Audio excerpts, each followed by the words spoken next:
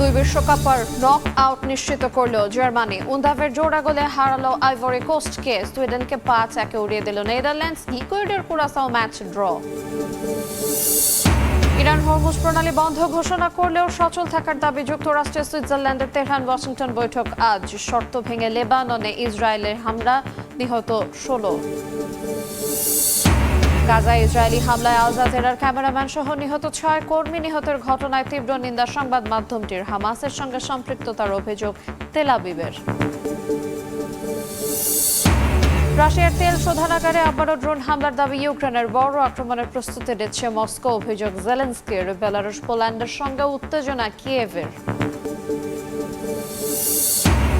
এবং জাতিসংঘে ভারত পাকিস্তান বাকযুদ্ধ। ইসলামাবাদের বিরুদ্ধে সন্ত্রাসীদের আশ্রয় প্রশিক্ষণের অভিযোগ নয়াদিল্লির। যে কোনো পদক্ষেপের কঠোর জবাবের পাল্টা হুঁশিয়ারি।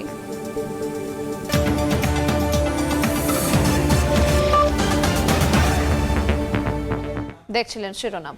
আন্তর্জাতিক সময়ের সঙ্গে আছি আইরিন আয়াত। শুরুতেই বিশ্বকাপের খবর। অবশেষে বিশ্বকাপের প্রথম রাউন্ড বাধা পেরোল জার্মানি। ড্যানিস উন্দাভের জোড়া গোলে 2 বিশ্বকাপ পর দ্বিতীয় পর্বে উঠল জার্মানরা। আইভরি কোস্টের বিপক্ষে 68 মিনিট পর্যন্ত পিছিয়ে থেকেও জয় পেয়েছে 2-1 গোলে। ই গ্রুপে 6 পয়েন্ট নিয়ে শীর্ষে অবস্থান ডিমেনশাফটদের।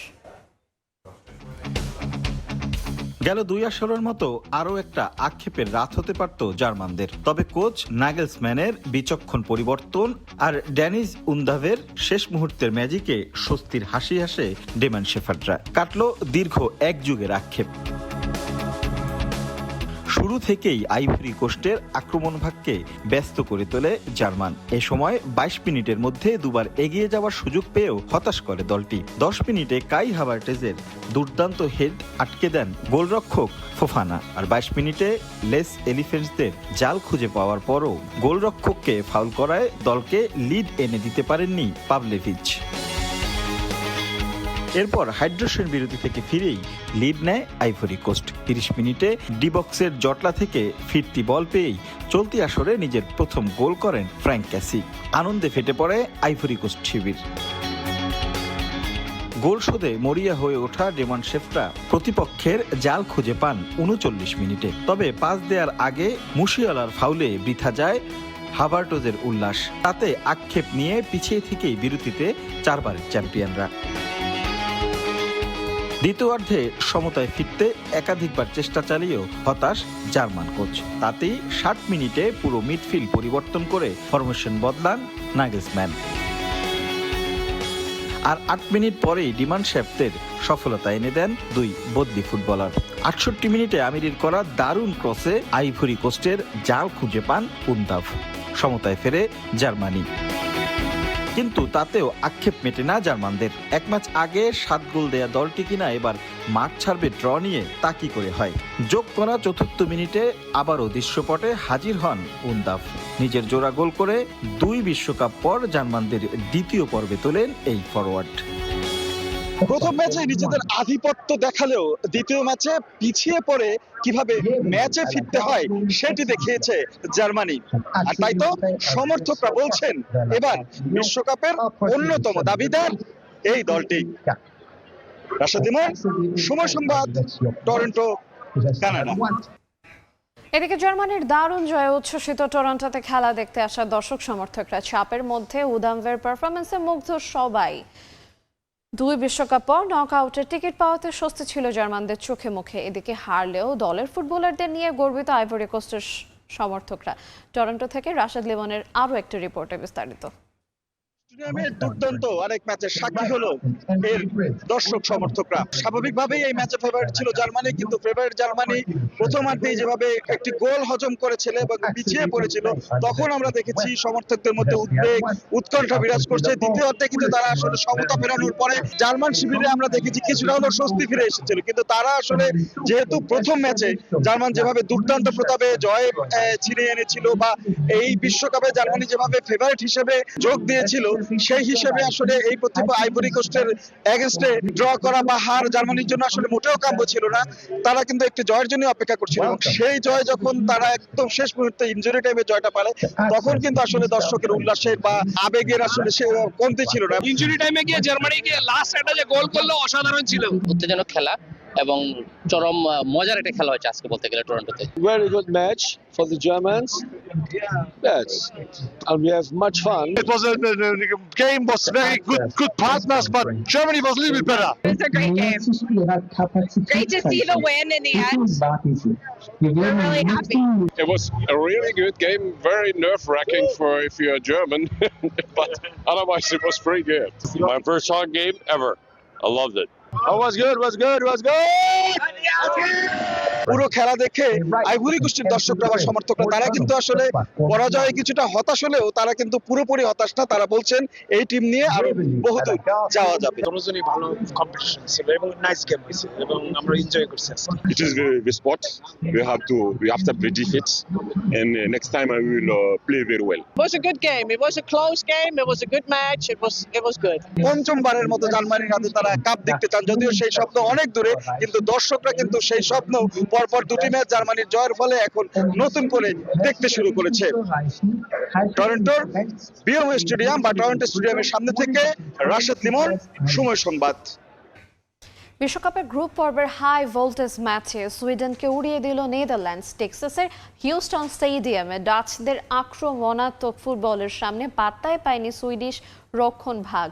ব্রায়ান ব্রবি এবং কোডি গোকপোর জোড়া গোলে 5-1 ব্যবধানের বিশাল জয় নিয়ে মাঠ ছাড়ে ডাচ ডায়নামোরা। এর নাম নিয়তি।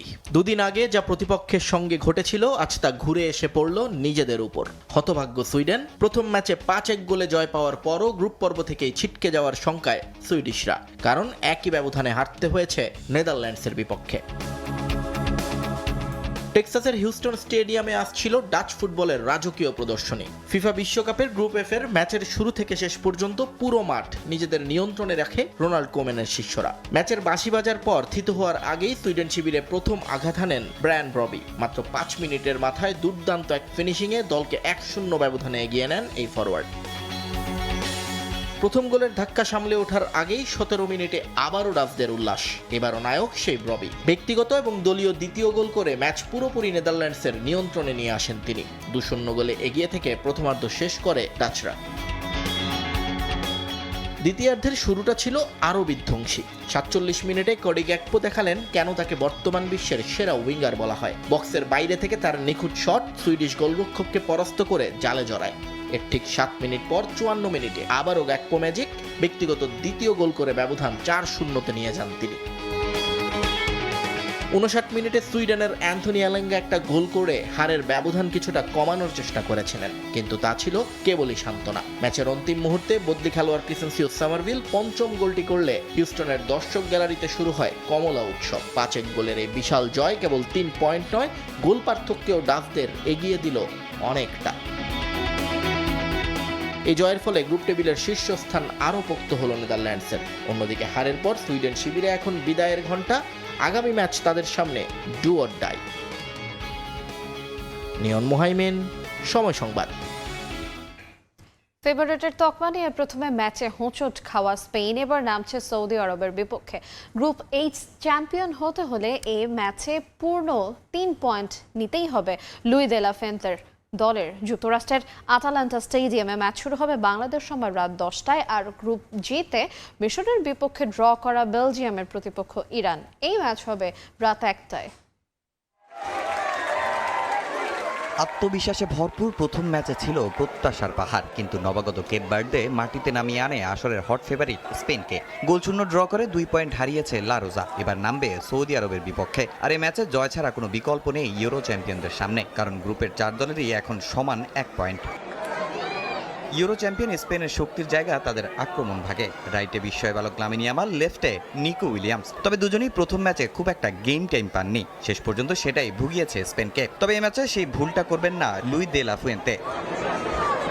তবে সৌদি আরবকে হালকাভাবে নেওয়ার সুযোগ নেই। প্রথম ম্যাচে শক্তিশালী উরুগুয়েকে 1-1 গোলে রুখে দিয়ে আত্মবিশ্বাসী গ্রিন ফ্যালকনস। দলের সবচেয়ে বড় ভরসা অধিনায়ক সালেম আল দাউসারি। আন্তর্জাতিক ফুটবলে তার গোল 27টি। তবে পুরো ম্যাচে স্পেনের বলের দখল সামলানোই হবে তাদের জন্য বড় চ্যালেঞ্জ। পরিসংখ্যান অবশ্যই স্পেনের পক্ষেই কথা বলছে। ফিফা র্যাঙ্কিংয়ে 2 নম্বরে স্পেন আর সৌদি আরব 61তম। দুই দলের মানের পার্থক্য কাগজে কলমে স্পষ্ট, কিন্তু এবারের বিশ্বকাপ দেখিয়েছে ফেভারিটদের জন্য কোনো ম্যাচই সহজ নয়। বিশ্বকাপের গ্রুপ পর্বে আরও একটি গুরুত্বপূর্ণ লড়াই। ইউরোপের শক্তিশালী দল বেলজিয়ামের সামনে এবার এশিয়ার অন্যতম সেরা দল ইরান। দু দলের জন্য এই ম্যাচের ফল হতে পারে নকআউটের সমীকরণ বদলে দেওয়ার মতো। তাই লস অ্যাঞ্জেলেসের সোফাই স্টেডিয়াম অপেক্ষা করছে হাড্ডাহাড্ডি লড়াইয়ের। তামিম হোসেন, সময় সংবাদ। জানাবো আন্তর্জাতিক প্রসঙ্গ। ইরান হরমুজ প্রণালী বন্ধ ঘোষণা করলেও জলপথটি সচল রয়েছে বলে দাবি করেছে যুক্তরাষ্ট্র। প্রেসিডেন্ট ডোনাল্ড ট্রাম্প জানিয়েছেন 60 দিনের যুদ্ধবিরতির সময় প্রণালী থেকে টোল নেওয়া হবে না। এদিকে যুদ্ধবিরতির শর্ত ভেঙে লেবাননে হামলা অব্যাহত রেখেছে নেতানিয়াহু বাহিনী। একদিনে নিহত হয়েছেন অন্তত 32 জন। এরই মধ্যে সুইজারল্যান্ডে তেহরান ওয়াশিংটনের পরবর্তী ধাপের বৈঠক অনুষ্ঠিত হবে আজ। ইরান যুক্তরাষ্ট্র শান্তি চুক্তির প্রথম শর্ত ভেঙে লেবাননে একের পর এক বিমান হামলা চালিয়ে যাচ্ছে ইসরায়েল। স্থানীয় সময় শনিবার নাপাতিয়ে, সায়দা, টায়ের ও বেকা অঞ্চলে একাধিক বিমান হামলায় বেশ কয়েকজন হতাহত হয়েছেন। ইসরায়েলের পররাষ্ট্র মন্ত্রণালয়ের দাবি, হিজবুল্লাহ নিয়মিতভাবে যুদ্ধবিরতি ভঙ্গ করছে এবং লেবাননের দক্ষিণাঞ্চলে দায়িত্বরত সেনাদের লক্ষ্য করে 50টির বেশি ক্ষেপণাস্ত্র ছুড়েছে। তবে সশস্ত্র গোষ্ঠীটির অভিযোগ, শুক্রবার ভোর থেকেই ইসরায়েল 300 বারের বেশি যুদ্ধবিরতি লঙ্ঘন করেছে। ইসরায়েলের প্রধানমন্ত্রী বিনিয়ামিন নেতানিয়াহু স্পষ্ট করে বলেছেন, উত্তর সীমান্ত রক্ষার প্রয়োজন যতদিন থাকবে ততদিন লেবাননের দক্ষিণাঞ্চলের সেনারা অবস্থান করবে। তিনি সেনাবাহিনীকে হিজবুল্লাহর যে কোনো হামলার জবাব দিতে এবং সম্ভাব্য হুমকি মোকাবিলার নির্দেশ দিয়েছেন। এর মধ্যে স্থানীয় সময় রোববার সুইজারল্যান্ডে অনুষ্ঠিত হতে যাচ্ছে ইরান যুক্তরাষ্ট্রের পরবর্তী ধাপের আলোচনা। পাকিস্তানের প্রধানমন্ত্রী শাহবাজ শরীফ ও সেনাপ্রধান আসিম মনির মধ্যস্থতাকারী হিসেবে সেখানে যোগ দেবেন বলে জানা গেছে। শনিবার পাকিস্তানের স্বরাষ্ট্রমন্ত্রী মোহসিন নাকভি ইরানের পররাষ্ট্রমন্ত্রী আব্বাস আরাকচির সঙ্গে বৈঠক করেছেন। হরমুজ প্রণালী নিয়েও তৈরি হয়েছে বিভ্রান্তিকর পরিস্থিতি। ইসলামী বিপ্লবী গার্ড বাহিনী দাবি করেছে, লেবাননে ইসরায়েলি হামলা ও যুক্তরাষ্ট্রের প্রতিশ্রুতি ভঙ্গের কারণে প্রণালীটি বন্ধ রয়েছে। তবে মার্কিন সেন্টকপ জানিয়েছে, আন্তর্জাতিক জলপথে নৌ চলাচল স্বাভাবিক আছে। তাদের তথ্য অনুযায়ী শনিবার 55টি বাণিজ্যিক জাহাজ প্রণালী অতিক্রম করেছে এবং 1,70,00,000 ব্যারেলের বেশি তেল বিশ্ববাজারে পরিবহন হয়েছে। মার্কিন প্রেসিডেন্ট ডোনাল্ড ট্রাম্পও ঘোষণা দিয়েছেন, 60 দিনের যুদ্ধবিরতির মেয়াদে হরমুজ প্রণালীতে কোনো টোল আরোপ করা হবে না। তবে চূড়ান্ত সমঝোতা ব্যর্থ হলে এবং যুক্তরাষ্ট্র মধ্যপ্রাচ্যে নিরাপত্তা নিশ্চিতের দায়িত্বে থাকলে ভবিষ্যতে টোল আরোপের বিষয়টি বিবেচনা করা হতে পারে বলেও ইঙ্গিত দেন তিনি। মালিহা সুহরওয়ার্দী, সময় সংবাদ। ইরান সংকট ঘিরে মধ্যপ্রাচ্যের কূটনৈতিক সমীকরণে নতুন অবস্থান তৈরি করছে চীন। যুদ্ধের শুরুতে মিত্র সরকার হারানোর শঙ্কায় থাকা বেইজিং এখন শান্তির মধ্যস্থতাকারী শক্তি হিসেবে নিজেদের প্রতিষ্ঠার চেষ্টা করছে। অন্যদিকে এই সংঘাত ঘিরে প্রশ্ন উঠছে যুক্তরাষ্ট্রের প্রভাব ও বৈশ্বিক নেতৃত্ব নিয়েও। বিশ্লেষকদের মতে, সার্বভৌমত্ব হস্তক্ষেপ না করা ও রাজনৈতিক সমাধানের বার্তা দিয়ে চীন অনেক দেশের কাছে বিকল্প শক্তির ভাবমূর্তি গড়ে তুলতে চাইছে। ইরান সংকটে কূটনৈতিক প্রভাব বাড়ছে চীনের ওপর। ফেব্রুয়ারির শেষ দিকে যুক্তরাষ্ট্র ইসরায়েলের হামলায় ইরান যখন বড় সংকটে, তখন চীনের সামনে তৈরি হয়েছিল কৌশলগত অনিশ্চয়তা। বেজিং আশঙ্কা করেছিল ভেনেজুয়েলার মতো আরেকটি মিত্র সরকার হয়তো পতনের মুখে। তবে কয়েক মাসের যুদ্ধ ও আলোচনার পর টিকে গেছে মাসুদ পেজেশকিয়ান সরকার। আর যুক্তরাষ্ট্র ইরান সংঘাত এখন ওয়াশিংটনের শক্তির সীমাবদ্ধতার উদাহরণ হিসেবে আলোচিত হচ্ছে। বর্তমান প্রেক্ষাপটে চীন নিজেকে মধ্যপ্রাচ্যের শান্তির পক্ষে থাকা শক্তি হিসেবে তুলে ধরছে। একের পর এক বিদেশি নেতাকে আতিথ্য দেয়া এবং ইরান যুক্তরাষ্ট্র সমঝোতাকে স্বাগত জানানোর মাধ্যমে বেইজিং তার কূটনৈতিক অবস্থান আরও শক্ত করেছে। এমনকি চীনের ভূমিকার প্রশংসা করেছেন মার্কিন প্রেসিডেন্ট ডোনাল্ড ট্রাম্পও। যুদ্ধের সময় চীন একদিকে যুক্তরাষ্ট্র ও ইসরায়েলের ইরান অভিযানের সমালোচনা করেছে, অন্যদিকে তেহরানের সঙ্গে যোগাযোগও ধরে রেখেছে। মার্কিন নিষেধাজ্ঞা উপেক্ষা করে ইরানের তেল কেনা অব্যাহত রাখা এবং জ্বালানি নিরাপত্তায় নিজেদের প্রস্তুতি চীনের কৌশলগত অবস্থানকে আরও শক্তিশালী করেছে। ইরানের সংকটের পর চীনা বিশ্লেষকদের মতে এখন আলোচনা চলছে, এটি কি যুক্তরাষ্ট্রের জন্য নতুন সুয়েজ মুহূর্ত, অর্থাৎ এমন কোনো মোড় যেখানে একটি সংঘাত বিশ্ব নেতৃত্বের ভারসাম্য বদলে দিতে পারে। বিশ্লেষকদের মতে এই সংঘাত চীনের জন্য বড় কূটনৈতিক সুযোগ তৈরি করেছে। সার্বভৌমত্ব হস্তক্ষেপ না করা এবং রাজনৈতিক সমাধানের বার্তা দিয়ে বেজিং অনেক দেশের কাছে বিকল্প মডেল হিসেবে নিজেকে তুলে ধরতে চাইছে। তবে চীন বিশ্বের প্রধান শক্তি হিসেবে উঠবে কিনা তা নির্ভর করবে দীর্ঘমেয়াদী কৌশলগত সক্ষমতার উপর। শিউলি রোসা, সময় সংবাদ। গাজায় ইসরায়েলি হামলায় একই পরিবারের 4 জন সহ মোট 6 জন নিহত হয়েছেন। এর মধ্যে একজন কাতার ভিত্তিক গণমাধ্যম আল জাজিরার ক্যামেরা পার্সনও ছিলেন। এদিকে ইউনিসেফের তথ্য অনুযায়ী গেল 8 মাসেরও বেশি সময় ধরে প্রতিদিন গড়ে অন্তত একজন ফিলিস্তিনি শিশু নিহত হয়েছেন। গাজায় বর্বরতা অব্যাহত রেখেছে ইসরায়েল। স্থানীয় সময় শনিবার আল থালাতিনি এলাকায় একটি আবাসিক ভবনে দখলদার বাহিনীর হামলায় শিশুসহ একই পরিবারের 4 সদস্য নিহত হয়েছেন। একই সময়ে বেতলাহিয়া ও গাজার উত্তরাঞ্চলের আরও কয়েকটি এলাকায় আলাদা হামলায় হতাহতের ঘটনা ঘটে। এদিকে গাজার মধ্যাঞ্চলের আল বুরিস শরণার্থী শিবিরে একটি আবাসিক বাড়িতে ইসরায়েলি হামলায় নিহত হয়েছেন আল জাজিরা মুবারশারের ক্যামেরা পার্সন আহমদ ওয়াসা। কাতার ভিত্তিক সংবাদ মাধ্যম ঘটনাটিকে যুদ্ধবিরতি লঙ্ঘনের আরেকটি উদাহরণ হিসেবে উল্লেখ করেছে। জাতিসংঘের শিশু বিষয়ক সংস্থা ইউনিসেফের পরিসংখ্যান অনুযায়ী যুদ্ধবিরতির পর গত 8 মাসেরও বেশি সময় ধরে প্রতিদিন গড়ে অন্তত একটি করে ফিলিস্তিনি শিশু নিহত হয়েছে। মুখপাত্র জেমস এল্ডার জানিয়েছেন, উপত্যকাটির শিশুরা ঘরবাড়ি, স্কুল, এমনকি ফুটবল খেলা বা মাছ ধরার সময়ও হামলা শিকার হচ্ছে। গাজার স্বাস্থ্য মন্ত্রণালয়ের তথ্য বলছে 2026 সালের এপ্রিলে উপত্যকাটিতে মাত্র 2004টি শিশুর জন্ম নিবন্ধিত হয়েছে, অথচ 2025 সালের নভেম্বরে এই সংখ্যা ছিল 6076, অর্থাৎ মাত্র কয়েক মাসে জন্মহার কমেছে প্রায় 67%। একই সঙ্গে এপ্রিল মাসে নথিভুক্ত হয়েছে 921টি গর্ভপাত। চিকিৎসক ও স্বাস্থ্য কর্মকর্তারা বলছেন, বোমাবর্ষণের ধোঁয়া, বিষাক্ত ধূলিকণা, দূষিত পরিবেশ এবং স্বাস্থ্যসেবার অভাব এর পেছনের বড় কারণ। মালিহা সুহরওয়ার্দী, সময় সংবাদ। তীব্র গরমে হাঁসফাঁস অবস্থা গাজাবাসীর। যুদ্ধে ঘর হারানো মানুষগুলো তাঁবু গেড়ে আশ্রয় খুঁজছে নীল সমুদ্রের কিনারে। বাস্তুচ্যুত মানুষদের সমুদ্রই যেন এখন শেষ ভরসা। তীব্র গরমে জীবন অসহনীয় হয়ে উঠেছে গাজা সিটির বাসিন্দাদের। যুদ্ধের কারণে ঘরহারা হাজারো মানুষ এখন তাঁবুর ভেতর দিন কাটাচ্ছেন। সেখানে নেই পর্যাপ্ত সুবিধা, নেই স্বস্তির ছায়া। এই অসহ্য পরিস্থিতি থেকে কিছুটা মুক্তি পেতে মানুষ ছুটছে নীল সমুদ্রের কিনারে। যুদ্ধ বিধ্বস্ত গাজার সৈকত এখন মানুষের এক টুকরো স্বস্তির জায়গা। শিশুরা বালুর ঘরে খেলছে, ঢেউয়ের পানিতে হাসছে, যেন যুদ্ধের ভয় কিছুক্ষণের জন্য থেমে গেছে। পরিবারগুলো একসঙ্গে বসে সময় কাটাচ্ছে, কেউ বোর্ড গেম খেলছে, কেউ বা সমুদ্রের দিকে তাকিয়ে রয়েছে। এই ছোট্ট ছোট্ট মুহূর্তই এখন তাদের জন্য বড় আনন্দের।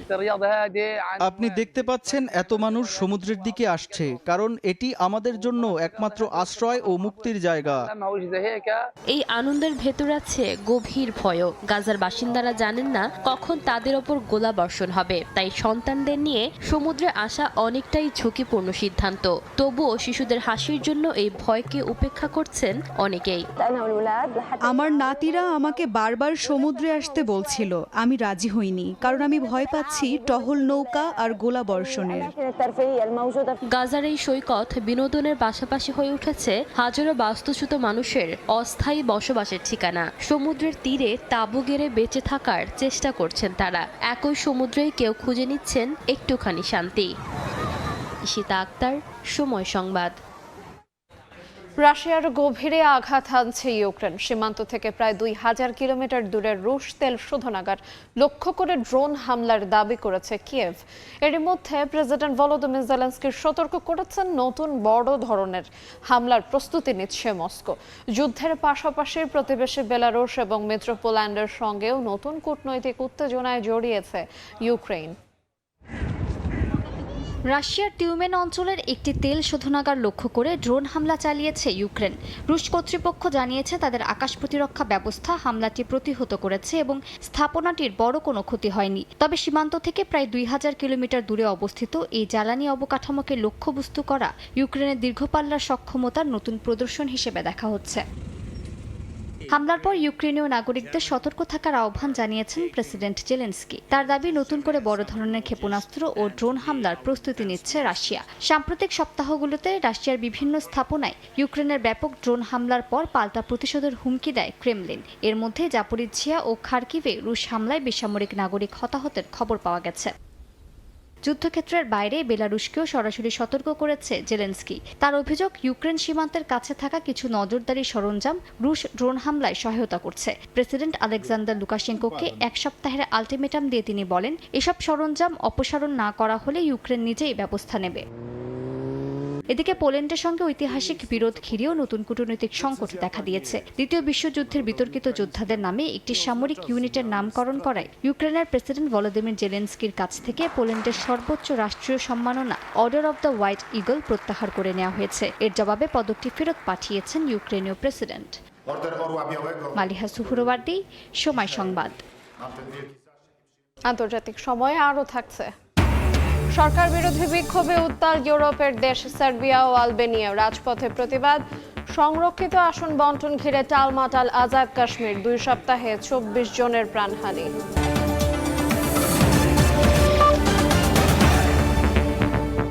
আবারও ভারত পাকিস্তান বাকযুদ্ধ। জাতিসংঘের মানবাধিকার পরিষদের মঞ্চে পাকিস্তানের বিরুদ্ধে কড়া অবস্থান নিয়েছে ভারত। সন্ত্রাসবাদ, কাশ্মীর ও সিন্ধু পানি চুক্তি, 3টি ইস্যুতে ইসলামাবাদকে সরাসরি নিশানা করেছে নয়াদিল্লি। এদিকে আজাদ কাশ্মীরকে অস্থিতিশীল করার ভারতের চেষ্টা ব্যর্থ হয়েছে বলে দাবি করেছেন পাকিস্তানের প্রতিরক্ষা মন্ত্রী খাজা আসিফ। একই সঙ্গে তিনি হুঁশিয়ারি দিয়ে বলেন, নয়াদিল্লির যে কোনো পদক্ষেপের কঠোর জবাব দেবে ইসলামাবাদ। জেনেভায় জাতিসংঘ মানবাধিকার পরিষদের 62তম অধিবেশনে পাকিস্তানের বিরুদ্ধে তীব্র ভাষায় বক্তব্য দিয়েছেন জাতিসংঘে ভারতের স্থায়ী মিশনের ফার্স্ট সেক্রেটারি অনুপমা সিং। অভিযোগ করেন, রাষ্ট্রীয় নীতির অংশ হিসেবে সন্ত্রাসীদের আশ্রয়, প্রশিক্ষণ দিচ্ছে ইসলামাবাদ। কাশ্মীর প্রসঙ্গে দাবি করেন, জম্মু ও কাশ্মীর ভারতের অবিচ্ছেদ্য অংশ। এ নিয়ে পাকিস্তানের উত্থাপিত অভিযোগ ভিত্তিহীন ও মিথ্যা। সিন্ধু পানি চুক্তি নিয়েও প্রশ্ন তুলেছে ভারত। অনুপমা সিং বলেন, 1960 সালে স্বাক্ষরিত এই চুক্তি বর্তমান বাস্তবতার সঙ্গে সামঞ্জস্যপূর্ণ নয়। অনুপমা জানান, 6 দশকের বেশি পুরনো এই চুক্তিকে বর্তমান রাজনৈতিক, পরিবেশগত ও নিরাপত্তা বাস্তবতা থেকে বিচ্ছিন্ন করে দেখা সম্ভব নয়। বক্তব্যে রাওয়ালকোট সহ বিভিন্ন এলাকায় বিক্ষোভ দমন, নাগরিক হতাহত এবং মৌলিক অধিকার হরণের অভিযোগ এনে নয়াদিল্লি দাবি করে সেখানে দীর্ঘদিন ধরে দমন পীড়ন ও সামরিক নিয়ন্ত্রণ চলছে। এদিকে আজাদ কাশ্মীরকে অস্থিতিশীল করার ভারতের চেষ্টা ব্যর্থ হয়েছে বলে দাবি করেছেন পাকিস্তানের প্রতিরক্ষা মন্ত্রী খাজা আসিফ। তার অভিযোগ, কাশ্মীরে কিছু গোষ্ঠী ভারতের নির্দেশনায় কাজ করছে, আজাদ কাশ্মীরের মানুষের দীর্ঘদিনের ত্যাগ ও সংগ্রামকে উপেক্ষা করছে। একই সঙ্গে পাকিস্তানের সন্ত্রাসবাদের পেছনে ভারত ও আফগানিস্তানের মদত রয়েছে বলেও অভিযোগ করেন তিনি। পাকিস্তানের প্রতিরক্ষা মন্ত্রী হুঁশিয়ারি দিয়ে বলেন, ভবিষ্যতে ভারত যদি কোনো ধরনের দুঃসাহসিক পদক্ষেপ নেয়, তাদের শক্তিশালী জবাবের মুখোমুখি হতে হবে।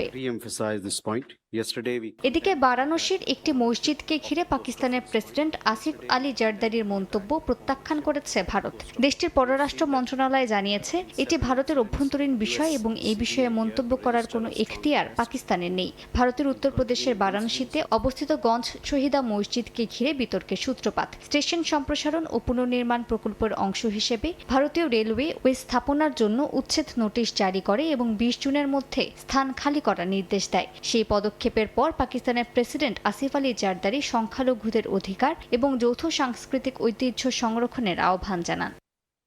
মালিহা সুহুরওয়ার্দী, সময় সংবাদ। সরকার বিরোধী বিক্ষোভে উত্তাল হয়ে উঠেছে সার্বিয়া। বিক্ষোভকারীদের অভিযোগ, নির্বাচন ব্যবস্থার অনিয়ম, বিরোধীদের উপর চাপ, গণমাধ্যমের স্বাধীনতায় হস্তক্ষেপের কারণে সরকারের উপর আস্থা হারিয়েছে জনগণ। এদিকে টানা তৃতীয় সপ্তাহের মতো আলবেনিয়া মার্কিন প্রেসিডেন্ট ট্রাম্পের জামাতার বিলাসবহুল রিসোর্ট নির্মাণ ঘিরে বিক্ষোভ চলছে। বলিভিয়ায় জ্বালানি ভর্তুকি কমানোর সিদ্ধান্তের পর থেকে শ্রমিকদের টানা 50 দিনের বিক্ষোভে অচল অবস্থার পর জরুরি অবস্থা ঘোষণা করেছে দেশটির সরকার। সার্বিয়ার উত্তরাঞ্চলে নোভি সাদ শহরে হাজারো মানুষ অংশ নিয়েছে সরকার বিরোধী বিক্ষোভে। 2024 সালে রেল স্টেশনের ছাদ ধসে 16 জনের মৃত্যুর ঘটনায় ক্ষোভ থেকে শুরু হওয়া আন্দোলন এখন রূপ নিয়েছে বড় রাজনৈতিক প্রতিবাদে। শিক্ষার্থীদের নেতৃত্বে বিক্ষোভকারীরা আগামী সাধারণ নির্বাচনের দাবি জানাচ্ছে। 13 বছর ধরে ক্ষমতায় থাকা প্রেসিডেন্ট আলেকজান্ডার ভুচিচ ও তার সার্বিয়ান প্রোগ্রেসিভ পার্টির বিরুদ্ধে দুর্নীতি, প্রশাসনিক ব্যর্থতা ও অব্যবস্থাপনার অভিযোগ তুলেছে আন্দোলনকারীরা। দেশের জনগণ সব দিক দিয়ে অতিষ্ঠ হয়ে গেছে। আমাদের শক্তভাবে অন্যায়ের বিরুদ্ধে দাঁড়াতে হবে, নিজেদের ইচ্ছার কথা প্রকাশ করতে হবে, এছাড়া আর কোনো পথ নেই। আমি আশা করি শিক্ষার্থীরা জয়ী হবে। এদিকে আলবেনিয়ার রাজধানী তিরানায় স্থানীয় সময় শনিবার হাজারো মানুষ সরকার বিরোধী বিক্ষোভে অংশ নেয়। শুরুতে সংরক্ষিত জলাভূমিতে মার্কিন প্রেসিডেন্ট ডোনাল্ড ট্রাম্পের জামাতা জ্যারেড কুশনারের একটি বিলাসবহুল রিসর্ট নির্মাণের বিরোধিতা থেকে আন্দোলনের সূত্রপাত হলেও এখন তা বিস্তৃত হয়েছে সরকার পরিবর্তনের দাবিতে। বিক্ষোভকারীদের অভিযোগ, বর্তমান সরকার জনগণের স্বার্থের বিষয়টি বিবেচনাই করছে না। তারা জানান আলবেনিয়ার ভবিষ্যৎ রক্ষায় পরিবর্তন প্রয়োজন।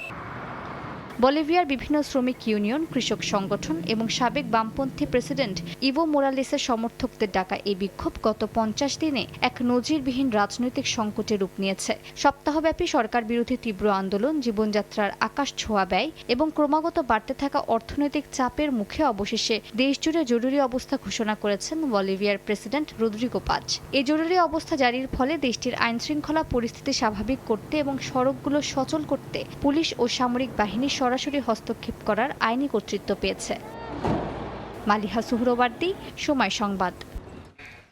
সংরক্ষিত আসন বন্টনকে কেন্দ্র করে বিক্ষোভে টালমাটাল আজাদ ও কাশ্মীর। টানা 2 সপ্তাহের আন্দোলন সহিংসতায় রূপ নেয়, প্রাণ গেছে পুলিশ সহ অন্তত 24 জনের, আহত হয়েছেন আরো অনেকে। পরিস্থিতি নিয়ন্ত্রণে 5 শতাধিক সমর্থককে গ্রেফতারের পাশাপাশি 147 জনকে সন্ত্রাস বিরোধী আইনের নজরদারি তালিকায় যুক্ত করেছে প্রশাসন। দীর্ঘস্থায়ী অচল অবস্থায় জনজীবন, ব্যবসা বাণিজ্য ও ব্যাংকিং কার্যক্রমে স্থবিরতা নেমে এসেছে। পাকিস্তান নিয়ন্ত্রিত আজাদ কাশ্মীরের 45 সদস্যের আইনসভা নির্বাচনে 12টি সংরক্ষিত আসন বরাদ্দের সিদ্ধান্তকে কেন্দ্র করে শুরু হওয়া বিক্ষোভ এখন বড় রাজনৈতিক সংকটে পরিণত হয়েছে। আগামী 27 জুলাইয়ের আসন্ন নির্বাচনে পাকিস্তানে বসবাসরত ভারত নিয়ন্ত্রিত কাশ্মীর থেকে বাস্তুচ্যুত শরণার্থীদের জন্য এসব আসন সংরক্ষণের সিদ্ধান্তের বিরোধিতা করে আন্দোলনের নামে জয়েন্ট আওয়ামী অ্যাকশন কমিটি বা জেএএসি। গত 2 সপ্তাহ ধরে চলা আন্দোলন ও আইন শৃঙ্খলা রক্ষা বাহিনীর সঙ্গে সংঘর্ষে এ পর্যন্ত বেশ কয়েকজন নিহত হয়েছেন, আহত হয়েছেন অনেকে। বিভিন্ন গণমাধ্যমের তথ্য বলছে, এরই মধ্যে জড়িত অভিযোগে জেএএসির 5 শতাধিক কর্মী সমর্থককে গ্রেপ্তার করা হয়েছে। সহিংসতায় হতাহত হয়েছেন বেশ কয়েকজন পুলিশ সদস্য।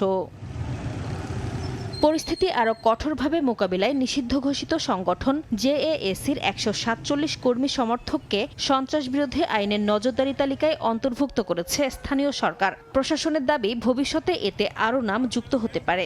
একই সঙ্গে তালিকাভুক্ত ব্যক্তিদের কথাও জানানো হয়েছে। এদিকে রাওয়ালাকোটে বিক্ষোভকারীদের অবস্থান কর্মসূচি অব্যাহত রয়েছে। প্রশাসনের অভিযোগ, আন্দোলনে কিছু নেতা উস্কানিমূলক বক্তব্য দিয়ে সমর্থকদের সক্রিয় রাখছেন। যদিও কর্তৃপক্ষ বলছে, শক্তি প্রয়োগ না করে পরিস্থিতি নিয়ন্ত্রণে আনার কৌশল নেওয়া হয়েছে। টানা 11 দিনের ধর্মঘটে রাজধানী মুজাফফরাবাদ ও পুঞ্জ বিভাগে ব্যবসা বাণিজ্য কার্যত বন্ধ হয়ে গেছে। গণপরিবহন চলাচল সীমিত থাকায় ভোগান্তিতে পড়ছেন সাধারণ মানুষ। ইন্টারনেট সেবা স্থগিতের কারণে ব্যাংকিং কার্যক্রম ব্যাহতের পাশাপাশি অনেক জায়গায় এটিএম সেবাও অচল হয়ে পড়েছে। এমন পরিস্থিতিতে স্বাভাবিক জীবনযাত্রায় ফিরতে প্রশাসন ও আন্দোলনকারীদের আলোচনার মাধ্যমে দ্রুত সমাধানে পৌঁছানোর আহ্বান জানিয়েছেন স্থানীয়রা। নাসরিন রুমি, সময় সংবাদ। আন্তর্জাতিক সময় আরও থাকছে। জি7-এর ছবি তোলাকে কেন্দ্র করে ট্রাম্প মেলোনির কথার লড়াই তুঙ্গে। করোনা করে ছবি তুলেছেন দাবি ট্রাম্পের।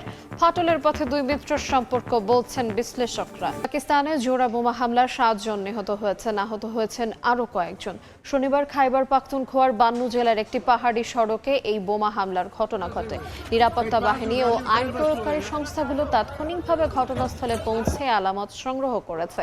চলছে ঘটনার তদন্ত। স্থানীয় পুলিশ জানায়, প্রথমে একটি ব্যক্তিগত গাড়িকে লক্ষ্য করে হামলা চালানো হয়। সেখানে 5 জন নিহত হয়। প্রথমে বিস্ফোরণ স্থল থেকে প্রায় 1 কিলোমিটার দূরে দ্বিতীয় বিস্ফোরণের ঘটনা ঘটে। এতে প্রাণ হানার আরও 2 জন। বিস্ফোরণে 2টি গাড়ি পুরোপুরি ধ্বংস হয়ে গেছে। দেখছেন আন্তর্জাতিক সময়। G7 সম্মেলনে একটি ছবি তোলাকে কেন্দ্র করে তুমুল বিতর্কে জড়িয়েছেন মার্কিন প্রেসিডেন্ট ডোনাল্ড ট্রাম্প এবং ইটালির প্রধানমন্ত্রী জর্জিয়া মেলোনি। নিজের জনপ্রিয়তা বাড়াতে তিনি ট্রাম্পের সঙ্গে ছবি তুলতে চেয়েছিলেন বলে ফের দাবি করেছেন ট্রাম্প। এদিকে মার্কিন প্রেসিডেন্টের বক্তব্যকে মিথ্যা আখ্যা দিয়ে ইটালি কখনো কারো কাছে নথি স্বীকার করে না বলে সাফ জানিয়েছেন মেলোনি। দুই মিত্রের এই প্রকাশ্য বাকযুদ্ধ এখন বিশ্বজুড়ে আলোচনার ঝড় তুলেছে। একটি ছবি, আর সেই ছবিকে কেন্দ্র করে দুই মিত্রের সম্পর্কে তৈরি হলো ফাটল। ফ্রান্সের G7 সম্মেলনে ট্রাম্প ইতালির টেলিভিশন চ্যানেল লা 7কে বলেন, প্রধানমন্ত্রী মেলোনি তার সঙ্গে ছবি তুলতে এতটাই মরিয়া ছিলেন যে এক প্রকার মিনতি করেছেন। এ সময় তিনি তুলতে চাননি দাবি করে করোনা থেকেই ইতালির প্রধানমন্ত্রীর মিনতিতে সম্মত হওয়ার কথা জানান ট্রাম্প। মার্কিন প্রেসিডেন্টের এমন মন্তব্যে ইতালি জুড়ে তীব্র ক্ষোভের সৃষ্টি হয়েছে। তাৎক্ষণিক প্রতিক্রিয়ায় সামাজিক যোগাযোগ মাধ্যম এক্সে দেয়া এক ভিডিও বার্তায় ক্ষোভ প্রকাশ করেন মেলোনি। ট্রাম্পের বক্তব্যকে পুরোপুরি মনগড়া দাবি করে মিত্রদেশের প্রতি মার্কিন প্রেসিডেন্টের এমন আচরণে হতাশা ব্যক্ত করেন তিনি। জানান, পশ্চিমের প্রতিপক্ষদের সঙ্গে ট্রাম্প যতটা নমনীয়, মিত্রদের সঙ্গে ততটা নন। একই সঙ্গে নিজের অবস্থান স্পষ্ট করে ইতালির প্রধানমন্ত্রী বলেন, তিনি এবং তার দেশ কখনো কারো কাছে অনুনয় বিনয় করে না। তবে থেমে থাকেননি ট্রাম্পও। নিজের সামাজিক মাধ্যম ট্রুথ সোশ্যালে এক পোস্টে আবারও মেলোনির বারবার ছবি তুলতে চাওয়ার বিষয়টি পুনর্ব্যক্ত করেছেন তিনি। কারণ হিসেবে ইতালিতে মেলোনির জনপ্রিয়তা তলানিতে বলে দাবি করেন মার্কিন প্রেসিডেন্ট। যুক্তরাষ্ট্র প্রতি বছর ইতালি ও ন্যাটো মিত্রদের সুরক্ষায় কোটি কোটি ডলার খরচ করছে দাবি করে ইরান যুদ্ধে ওয়াশিংটনকে রোমের রানওয়ে ব্যবহার ও তেহরানের পরমাণু সক্ষমতা অর্জন ঠেকাতে মেলোনি সরকার সমর্থন দেয়নি বলে উল্লেখ করেছেন ট্রাম্প। এতে মিত্রপক্ষের উপর যুক্তরাষ্ট্রের আস্থা নিয়ে আবারও প্রশ্ন উঠেছে। নাসরিন রুমি, সময় সংবাদ। মার্কিন প্রেসিডেন্ট ডোনাল্ড ট্রাম্পকে কাতারের উপহার দেয়া বিমান আরও বিলাসবহুল এবং অত্যাধুনিক করা হয়েছে। বিমানটি অস্থায়ীভাবে এয়ারফোর্স 1 বহরে যুক্ত থাকবে। শুক্রবার প্রেসিডেন্ট ডোনাল্ড ট্রাম্প পুরো জাহাজটি পরিদর্শন করেন। তবে এর নিরাপত্তা ও দ্রুত সংস্কার নিয়েও উঠেছে নানা প্রশ্ন। 3.5 দশক পর অবসরের পথে মার্কিন প্রেসিডেন্ট ডোনাল্ড ট্রাম্পের পুরনো আকাশযান এয়ারফোর্স 1 দীর্ঘ 35 বছর একাধিক মার্কিন প্রেসিডেন্টকে বহন করেছে ঐতিহাসিক এই বিমান। পুরনো এয়ারফোর্স 1কে বিদায় জানিয়ে এবার আকাশযাত্রায় আসছে নতুন পরিবর্তন। 3,300 কোটি টাকার একটি বিলাসবহুল বিমান ট্রাম্পকে উপহার দিয়েছে কাতারের শাহী পরিবার। বোয়িং 747 বিমানটি স্থানীয় সময় শুক্রবার প্রেসিডেন্ট ডোনাল্ড ট্রাম্প পরিদর্শন করেন। আপাতত বিমানটি অস্থায়ীভাবে এয়ারফোর্স 1 বহরে যুক্ত থাকবে। নতুন এই বিমানে যোগ করা হয়েছে আধুনিক যোগাযোগ ব্যবস্থা, নিরাপদ নেটওয়ার্ক এবং প্রতিরক্ষা প্রযুক্তি। প্রেসিডেন্ট নিরাপত্তা টিম ও মিডিয়ার জন্য রাখা হয়েছে আলাদা কেবিন সুবিধাও। তবে দ্রুত সংস্কার সম্পন্ন হওয়ায় নিরাপত্তার ঝুঁকি নিয়ে প্রশ্ন তুলেছেন বিশেষজ্ঞরা। উপহার ঘিরে যুক্তরাষ্ট্রের তীব্র রাজনৈতিক বিতর্ক ও সমালোচনা চলছে। ডেমোক্র্যাটদের অভিযোগ এটি অত্যন্ত ব্যয়বহুল ও অস্বাভাবিক উপহার। ট্রাম্প এসব সমালোচনা উড়িয়ে দিয়ে জানান, এমন উপহার ফিরিয়ে দেওয়া বোকামি। মেয়াদ শেষে বিমানটি নিজের প্রেসিডেন্সিয়াল সংরক্ষণাগারে দান করার ইঙ্গিত দেন মার্কিন প্রেসিডেন্ট। আগের এয়ারফোর্স 1 35 বছরের পুরনো ছিল, তাই এটি পরিবর্তন করার দরকার ছিল। নতুন বোয়িং 747 বিমানটি আগের তুলনায় প্রায় দ্বিগুণ বড় এবং অনেক বেশি আধুনিক। কাতার নতুন এই বিমান ব্যবহার করতে দেয় আমি কৃতজ্ঞ।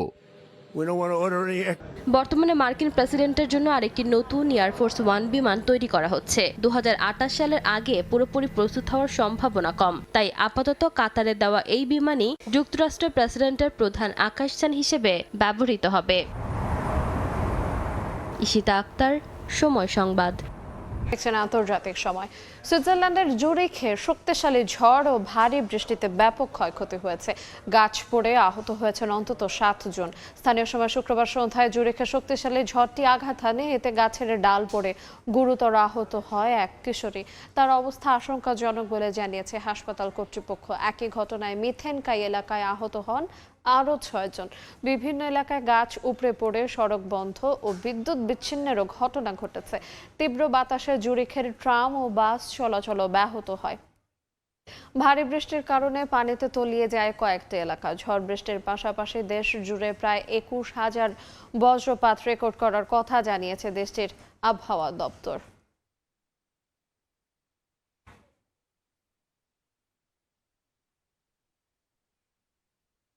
ডোমিনিকান রিপাবলিকে একটি হোটেলে ভয়াবহ অগ্নিকাণ্ডে এক ইতালীয় নাগরিকের মৃত্যু হয়েছে। শুক্রবার বায়াহিরে অবস্থিত একটি হোটেলে আগুনের ঘটনায় ৩ জনকে হাসপাতালে নেওয়া হয় এবং আরও ৬ জনকে ঘটনাস্থলেই চিকিৎসা দেওয়া হয়। আহতদের মধ্যে হোটেল অতিথি, দর্শনার্থী ও উদ্ধারকর্মীরাও ছিলেন। নিরাপত্তার স্বার্থে প্রায় ১৭০০ অতিথিকে কাছাকাছি অন্যান্য হোটেলে স্থানান্তর করা হয়। আগুন নিয়ন্ত্রণে আনা হয়েছে বলে জানিয়েছে কর্তৃপক্ষ। কী কারণে আগুনের সূত্রপাত তা খতিয়ে দেখতে চলছে তদন্ত।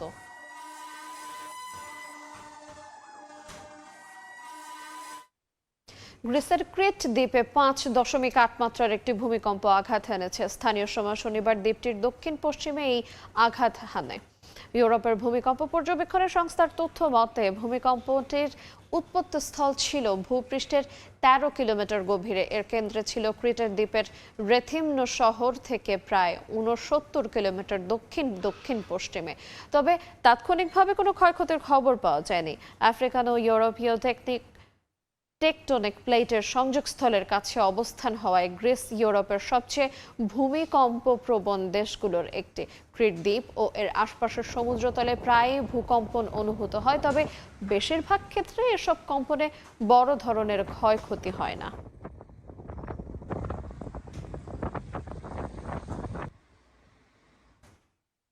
যুক্তরাজ্যে 2টি যাত্রীবাহী ট্রেনের সংঘর্ষে চালক নিহত হয়েছেন। আহত হয়েছেন অন্তত ৯৯ জন। তাদের মধ্যে কয়েকজনের অবস্থা আশঙ্কাজনক। স্থানীয় সময় শুক্রবার লন্ডন থেকে প্রায় ১০০ কিলোমিটার উত্তরে বেডফোর্ডের দক্ষিণাঞ্চলে 2টি ট্রেনের মধ্যে সংঘর্ষের ঘটনা ঘটে। দুর্ঘটনার খবর পেয়ে জরুরি সেবা সংস্থাগুলো দ্রুত ঘটনাস্থলে পৌঁছে উদ্ধার কাজ শুরু করে। ব্রিটিশ ট্রান্সপোর্ট পুলিশ জানিয়েছে ঘটনাস্থলে একজনের মৃত্যু হয়। এছাড়া আহত হয়েছেন অনেকে। আহতদের চিকিৎসায় 20টির বেশি অ্যাম্বুলেন্স ও 6টি এয়ার অ্যাম্বুলেন্স মোতায়েন করা হয়। এক বিবৃতিতে ব্রিটিশ প্রধানমন্ত্রী কিয়ার স্টারমার নিহত ব্যক্তির পরিবারের প্রতি সমবেদনা জানানোর পাশাপাশি আহতদের দ্রুত সুস্থতা কামনা করেছেন।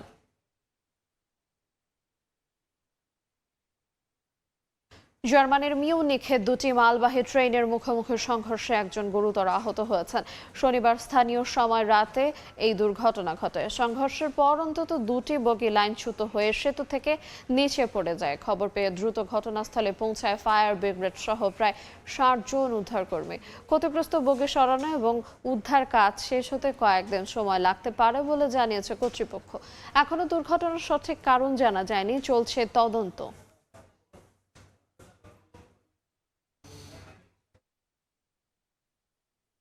কঙ্গোর উত্তর পূর্বাঞ্চলে বাস্তুচ্যুত মানুষের একটি শিবিরে মে মাসের শুরু থেকে অন্তত 30 জনের মৃত্যু হয়েছে।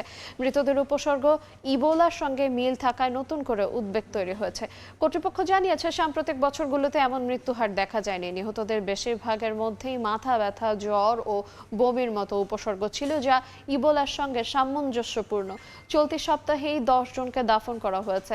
এতদিন রোগী ও স্বজনদের আপত্তির কারণে জীবিত বা মৃত কারো নমুনা পরীক্ষা করা সম্ভব হয়নি। তবে বৃহস্পতিবার 5 জনের নমুনা সংগ্রহ করা হয়।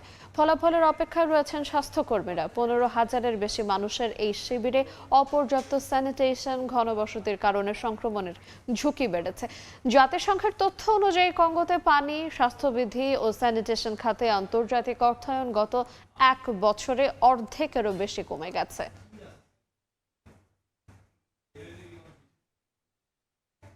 দেখছেন আন্তর্জাতিক সময়। বিশ্ব যোগ দিবসে পশ্চিমবঙ্গের কলকাতায় গঙ্গার ঘাটে ব্যতিক্রমী ড্রোন শো নজর কেড়েছে সবার। এই দিন পশ্চিমবঙ্গ দিবসের আনুষ্ঠানিক সূচনা করেন প্রধানমন্ত্রী নরেন্দ্র মোদী।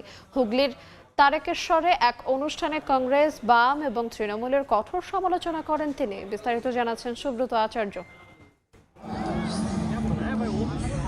ভারতের পশ্চিমবঙ্গের কলকাতার হাওড়া ব্রিজের পাশ থেকে এভাবেই শত শত ড্রোন উড়ে আসতে থাকে। একে একে তারা প্রকাশ করে বিশ্ব যোগ দিবসের নানা ভাবনা, যোগাভ্যাসের সুফল। ড্রোন শো এর পাশাপাশি লেজার আলোতে অন্যরকম রূপ নেয় হাওড়া ব্রিজ, গঙ্গা লাগোয়া ঐতিহাসিক প্রিন্সেপ ঘাট। এর আগে শনিবার বিকেলে কলকাতার অদূরে হুগলি জেলার তারকেশ্বরে প্রথমবারের মতো পশ্চিমবঙ্গ দিবসের আনুষ্ঠানিক উদ্বোধন করেন প্রধানমন্ত্রী নরেন্দ্র মোদী। সেখানে ছিলেন রাজ্যপাল RN রবি, মুখ্যমন্ত্রী শুভেন্দু অধিকারীও। প্রধানমন্ত্রী এদিন বেশ কিছু সরকারি প্রকল্পেরও উদ্বোধন করেন। साथियों, बंगाल में दशकों तक पहले लेप और फिर टीएमसी ने जो गड्ढे बनाए उन्हें भरने के लिए डबल इंजन सरकार ने सुपर फास्ट स्पीड से काम करना शुरू कर दिया है। बिजली की रफ्तार से फैसले हो रहे हैं। रुकी हुई योजनाओं पर काम आगे बढ़ने लगा है। বিশ্ব যোগ দিবসে কলকাতার রেড রোডে প্রায় 32,000 অংশগ্রহণকারীর সঙ্গে যোগাভ্যাস করবেন প্রধানমন্ত্রী নরেন্দ্র মোদী। ওই অনুষ্ঠান শেষে ভারতীয় নৌবাহিনীর নিজস্ব প্রযুক্তিতে তৈরি 3টি অত্যাধুনিক যুদ্ধ জাহাজ INS ভুগানগিরি, INS সংশোধক এবং INS অগ্রজ কমিশন করবেন। সুব্রত আচার্য, সময় সংবাদ, কলকাতা। তৃণমূল কংগ্রেস নেতা অভিষেক বন্দ্যোপাধ্যায়কে কেন্দ্র করে কলকাতা বিমানবন্দরে তৃণমূল বিজেপি কর্মী সমর্থকদের মধ্যে ব্যাপক উত্তেজনা দেখা দেয়। শুক্রবার দিল্লিতে লোকসভার স্পিকার ওম বিড়লার সঙ্গে বৈঠক শেষে কলকাতা বিমানবন্দরে পৌঁছানোর কিছুক্ষণ আগে এই ঘটনা ঘটে। তৃণমূলের অভিযোগ, অভিষেকের দিল্লি থেকে রওনা হওয়ার খবর পাওয়া মাত্র ডিম ও আম নিয়ে বিমানবন্দরে জড়ো হন বিজেপির কর্মী সমর্থকরা। কিছুক্ষণ পর দুই পক্ষের ধস্তাধস্তি শুরু হয়। পরিস্থিতি নিয়ন্ত্রণে বিপুল সংখ্যক পুলিশ মোতায়েন করা হয়। এ ঘটনায় বিজেপির বিরুদ্ধে তীব্র প্রতিক্রিয়া জানিয়েছে তৃণমূল কংগ্রেস।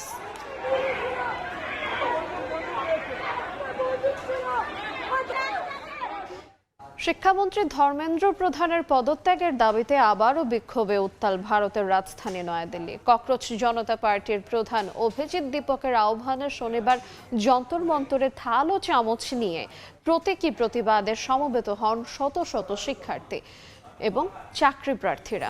পরীক্ষার প্রশ্নপত্র ফাঁস, নিয়োগ পরীক্ষার অনিয়ম এবং নম্বর প্রদান ব্যবস্থায় অসঙ্গতির ঘিরে তীব্র ক্ষোভ প্রকাশ করেন তারা। সমাবেশ ঘিরে রাজধানী ও আশেপাশে নিরাপত্তা পরিস্থিতি জোরদার করা হয়েছে। শনিবার দুপুর গড়াতেই যন্তর মন্তর পরিণত হয় বিক্ষোভের কেন্দ্রবিন্দুতে। ককরোচ জনতা পার্টি বা CJP প্রধান অভিজিৎ দীপকের নেতৃত্বে দিল্লি ও আশপাশের রাজ্য থেকে শত শত শিক্ষার্থী ও চাকরি প্রার্থী আন্দোলনে যোগ দেন। এ সময় শিক্ষামন্ত্রী ধর্মেন্দ্র প্রধানের পদত্যাগ এবং পরীক্ষা ব্যবস্থার স্বচ্ছতা নিশ্চিতের দাবি জানান তারা। CJP নেতা দীপকে অভিযোগ করেন, নিট এবং SSC সহ একাধিক পরীক্ষায় প্রশ্নপত্র ফাঁস, ফল প্রকাশে অনিয়ম এবং সব শিফটের পরীক্ষার্থীদের একই লেভেলে আনা নিয়ে তৈরি হয়েছে চরম অনিশ্চয়তা। বছরের পর বছর প্রস্তুতি নিয়েও শিক্ষার্থীদের ভবিষ্যৎ বারবার প্রশ্নের মুখে পড়ছে বলেও দাবি করেন তিনি। সংগঠনের পক্ষ থেকে প্রধানমন্ত্রী নরেন্দ্র মোদীকে খোলা চিঠি লেখা হয়েছে বলেও জানান দীপকে। গণমাধ্যমের তথ্য অনুযায়ী চিঠিতে পরীক্ষা সংক্রান্ত সংকট, অনিশ্চয়তা শিক্ষার্থী ও তাদের পরিবারকে গভীরভাবে প্রভাবিত করছে বলে উল্লেখ করা হয়েছে। এসব ঘটনায় আত্মহত্যা করা শিক্ষার্থীদের পরিবারকে 1 কোটি রুপি ক্ষতিপূরণ দেওয়ার দাবি জানানো হয়েছে বলেও জানান তিনি। এদিকে সমাবেশ ঘিরে যন্তর মন্তর ও আশপাশের এলাকায় কঠোর নিরাপত্তা ব্যবস্থা নিয়েছে দিল্লি পুলিশ। সিসিটিভি নজরদারি, বডি ওয়ার্ন ক্যামেরা, ব্যারিকেড ও অতিরিক্ত নিরাপত্তা বাহিনীর সদস্যও মোতায়েন করা হয়েছে। গুরুত্বপূর্ণ স্টেশন ও বিমানবন্দর এলাকায়ও জোরদার করা হয়েছে নিরাপত্তা। এর আগে গেল 6 জুন প্রথম দফায় যন্তর মন্তরে বড় সমাবেশ করে আলোচনায় আসে এই আন্দোলন। সেই কর্মসূচিতে শত শত শিক্ষার্থী, চাকরি প্রার্থী ও অভিভাবকরা অংশ নেন। ওই সমাবেশ থেকেই দেশ জুড়ে আন্দোলন ছড়িয়ে দেওয়ার ডাক দেন আয়োজকরা। নাসরিন রুমি, সময় সংবাদ। ইন্দোনেশিয়ায় জন্ম নেয়া প্রথম জায়ান্ট পান্ডা প্রথমবারের মতো দর্শনার্থীদের সামনে আনা হয়েছে। স্থানীয় সময় শনিবার পশ্চিমে জাভার বোগরে অবস্থিত টামান সাফারি পার্কে দেখা যায় পান্ডাটিকে। এটির নাম রিও উইরাতামা। 2025 সালের 27 নভেম্বর কৃত্রিম প্রজনন পদ্ধতিতে রিওর জন্ম। স্বাভাবিক প্রজননের কয়েকটি চেষ্টা ব্যর্থ হওয়ার পরই সাফল্য আসে। জন্মের সময় তার ওজন ছিল মাত্র 200 গ্রাম। পান্ডাটির বাবা ও মা দুইজনেরই বয়স 15 বছর। রিওকে দেখতে সকাল থেকে পার্কে ভিড় করেন শত শত দর্শনার্থী।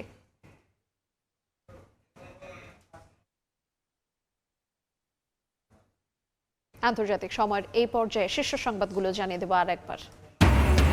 2 বিশ্বকাপ পর নকআউট নিশ্চিত করলো জার্মানি। উন্দাভের জোড়া গোলে হারলো আইভরি কোস্টকে। সুইডেনকে 5-1 উড়িয়ে দিল নেদারল্যান্ডস। ইকুয়েডর কুরাসাও ম্যাচে ড্র। ইরান হরমুজ প্রণালী বন্ধ ঘোষণা করলেও সচল থাকার দাবি যুক্তরাষ্ট্রের। সুইজারল্যান্ডে তেহরান ওয়াশিংটন বৈঠক আজ। শর্ত ভেঙে লেবাননে ইসরায়েলি হামলা, নিহত 16। এবং গাজা ইসরায়েলি হামলায় আল জাজিরার ক্যামেরাম্যান সহ নিহত 6 কর্মী। নিহতের ঘটনায় তীব্র নিন্দা সংবাদ মাধ্যমটির। হামাসের সঙ্গে সম্পৃক্ততার অভিযোগ তেল আবিবের।